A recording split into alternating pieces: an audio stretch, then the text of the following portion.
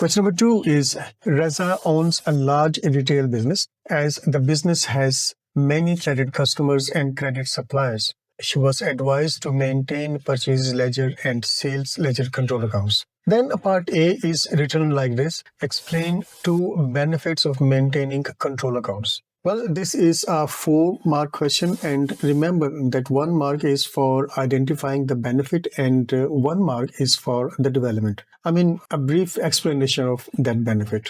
Understand? If your first benefit is like this, they provide an arithmetical check on the accuracy of the purchases and sales ledger. Then for its development, I mean, the short explanation you would write because they enable any errors to be discovered quickly. Is that clear? And if your second benefit is they assist in the preparation of trial balances and financial statements, then for its development you would write because the totals of trades payable and trades receivables can be found quickly. I hope you have understood this. And the mark distribution in the mark scheme is something like this.